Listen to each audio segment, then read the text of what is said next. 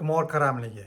Qimor qaramligiga uchragan insonni ong ostida faqat qarzdorlik botqog'idan qanday chiqsam bo'ladi, muammolarni qanday hal qilsam bo'ladi, kredit qarzdorligidan qanday chiqsam bo'ladi. Bugun shu to'g'risida gaplashamiz. Assalomu alaykum aziz do'stlar. Men sizlarga bugun bir yigitni qimor qaramligiga duchor bo'lib, qarzdorlik botqog'iga kirib, qarzlarini yopib va yana qimor ichida qolganligi to'g'risida gaplashamiz. 7 oy bo'ldi. Men o'z tajribamdan kelib chiqqan holda qimor o'yinlarini, ya'ni men stavka qilardim. Shu stavka o'ynashni, qimordan qanday chiqqanligimni, qimordan chiqish yo'li, qimorni to'xtatish yo'llarini o'z tajribam orqali gapirib kelmoqdaman va YouTube kanalimga joylamoqdaman videolarni. Va ko'plab insonlar bilan muloqotda bo'lmoqdaman. Telegramda yozishmoqdaman. Telegram gruppamizda mulohazalar qilmoqdalar, qanday o'z fikrlarini bildirib va o'z tajribalarini aytayotgan insonlar ham bor. Ammo baribir ham ko'pchilik insonlar aka, men bu o'yindan chiqa olmayapman, o'zimni to'xtata olmayapman, qanday chiqsa bo'ladi qimordan degan savollar juda ham ko'p. Mart oyida bir yigit bilan men Telegramda gaplashuvdim, yozishuvdim. U yigit shu paytda aytdi: 2 yil o'ynab qarzdorlik botqog'iga kirgandim va bitta o'yinda 427 million max win ushlab, pullarni yechib olib 60 million plyusda chiqqandim deb aytdi. Bu YouTube nimadan dalolat beradi? Men 100% kafolat beraman, o'z tajribamdan kelib chiqqan holda siz milliardlab pul yutmaysizmi, baribir shu qimor ichida qolasiz. Chunki o'zingizga o'zingiz va'da berasiz, bo'ldi men to'xtataman deysiz, to'g'ri, biroz to'xtatishingiz mumkin. Ammo yana shu qimor ichida bo'lasiz. Sizni ong ostingizda o'sha katta summa, yutgan summangizni eslaysiz va menda oldin o'xshagan-ku, yana qila olaman degan fikr bo'ladi, ong ostida o'rnashib qolgan shu narsa. Bu bola to'g'ri shu Max Finda 427 million yutgan va hamma qarzlarini yopgan, kreditlarini yopgan va plus 60 millionda выигрышda chiqqan, YouTube'da chiqqan. Bu ko'pga bormagan. Men uni aytishi bo'yicha u yana shu o'ynashni boshlagan, yana yutqizgan, yutqizishlar seriyasidan keyin shu yutqizilganlarni qaytarib olaman deb yana o'ynashni boshlagan va yana kreditlar olishni boshlagan, kredit pullarini ham yutqizgan va yana qarzdorlik botqog'iga kirgan. Kecha menga yana Telegramda murojaat qilyapti. Aka, men yana o'zimni to'xtata olmayapman, bir kunda 120 million oqizdim deyapti. Ko'rdingizmi aziz do'stlar?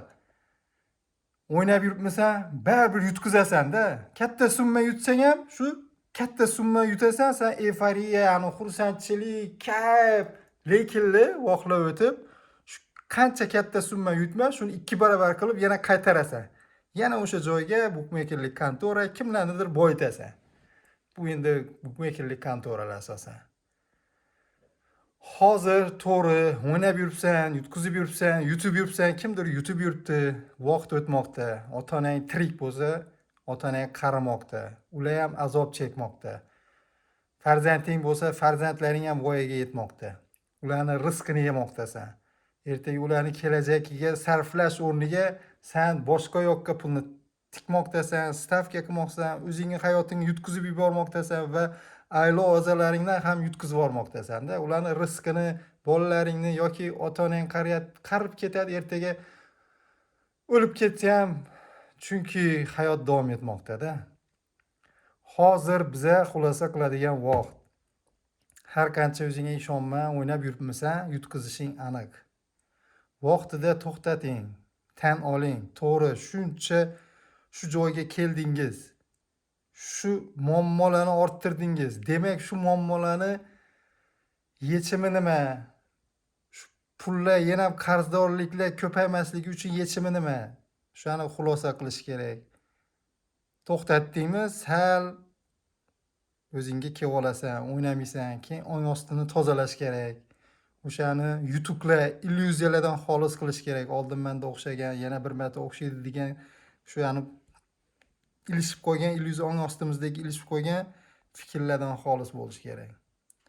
To'g'ri, ko'pchilik hozir qimor qaramligi, qarzdorlik botqog'ida kechqurunlari uxlolmaydi, uyqusizlik, stress, jahli tez, oilasida ham, uyda ham bitta arzimas so'z ham yoqmaydi, jahl chiqib ketadi. Bu insonni ruhiga ham katta ta'sir qiladi, kasalliklar orttiradi, ya'ni psixologik, nervniy bo'lib ketadi-da. Bu men o'zim tajribamdan, ko'pchilik ham shu narsani tasdiqladi, gaplashganimda, muloqot qilganimda hammada bir xil narsa-da, shu qarzdorlik, stress muammosi, uyqusizlik, jahldorlik. Buning uchun siz hozir to'xtatasiz, tan olasiz, bo'ldi, shu joyga keldim, endi bu yoqga hayotimni o'zgartiraman deb, ana o'shandan keyin hayotingiz o'zgaradi. Siz yolg'iz emassiz. Qimordan chiqsa bo'ladi. Chiqish yo'llari bor. Bu menda o'xshadi, sizda ham o'xshaydi. Aziz do'stlar, yana bir bor aytaman. O'z hayotingni o'zing qutqarasan.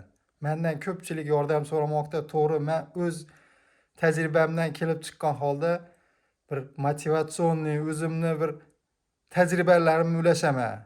Bu yordam sifatida. Ammo har kim o'ziga o'zi yordam beradi. To'g'ri, juda ham anu oxiri konchini bo'lgan bo'lsangiz, bu yerda sizga malakali, tajribali psixologlar, ya'ni rehab klinikalarga murojaat qilish kerak. Agar bunday masalada yordam kerak bo'lsa, kommentariyada yozib qoldiring. Men kuchli mutaxassislarga tavsiya berishim mumkin. Video yoqqan bo'lsa like bosing. Qimordan aziyat chekib yurgan insonlarga ulashing, ularning yaqinlariga ulashing. Ular ham fikr yuritib, xulosa qilib shu videoni ko'rsatishi mumkin, yoki o'g'lidir, yo ukasidir qiynalib yurgan, qimordan chiqsa bo'ladi. Chiqish yo'llari bor. Telegram gruppamizga shapka profil tepada bor. Telegram guruhimizga qo'shiling, o'z fikringizni qoldiring. Nimalar bo'lmoqda sizda? Telegram guruhimizda mulohaza qilishingiz mumkin, fikr almashishingiz mumkin. O'zingiz haqingizda yozing. Keyingi videosi haqingizda bo'lishi mumkin. Videolarimiz sifatli chiqishi uchun yangi video kameraga pul yuvmoqdamiz. O'z hissangizni qo'shing. Ko'rishguncha.